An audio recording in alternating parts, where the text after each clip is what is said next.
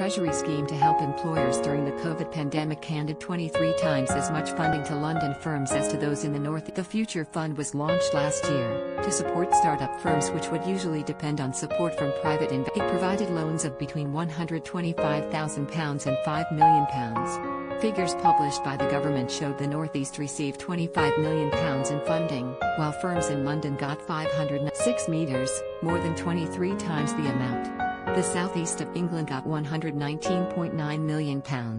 Newcastle Central Labour MP Onwurah said, "These figures strip away the government's levelling up flannel to reveal what Whitehall really thinks. Whether you consider it by population, our great universities, our fantastic startups, or our entrepreneurial spirit in the face of this pandemic, the Northeast should be receiving far more. Today's startups could be tomorrow's big employers, with the right support. But this government's support is as always focused on those. The funding discrepancy is made even starker when compared to the smaller difference in population, with the Northeast having a population 7 million compared to around 8.9 million in London. The average award for a business in the Northeast was also around £200,000 less than the average award for a business in London or the South. The Future Fund was designed to support pre-revenue, pre-profit innovative businesses affected by the COVID crisis that are normally reliant on equity, and it followed concern that private investors were reluctant to provide support to startup businesses because of the uncertain Announcing the fund in April, Chancellor Rishi Sunak said, "Our startups and businesses driving research and development are one of our great economic strengths, and will help power our growth out of the coronavirus. This new, world-leading fund will mean they can access the capital they need at this difficult time." Two-thirds of applications for the Future Fund came from London and the South East, suggesting the discrepancy in the grants awarded reflect longer-term regional inequalities, with innovative firms concentrated in the capital and the Labour Shadow Business Secretary Ed Miliband said, "While the government talks about backing the North and Midlands, the reality is stark. Their interventions are making regional inequality worse, not better.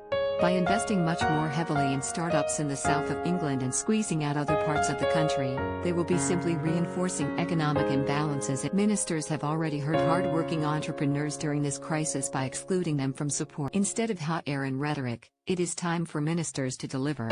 The North as a whole, include the North West and Yorkshire and Humberside, received around £100 million. Henri Murison, director of the Northern Powerhouse Partnership, said, "While £100 million of funding has gone a long way to helping businesses across the Northern Powerhouse, London and South East have received 7 times. While this reflects the sectors and growth stage supported by the fund, in order to offset this imbalance the North needs a patient capital fund to deliver both growth and decarbonisation in the recovery. We'll be calling on all political parties to put forward considered, coherent proposals to close the North-South divide as we tackle the immediate economic challenges. Government intervention must be maximized to get the biggest bang for our buck in the short. When should lockdown end and what would you like to see reopen first?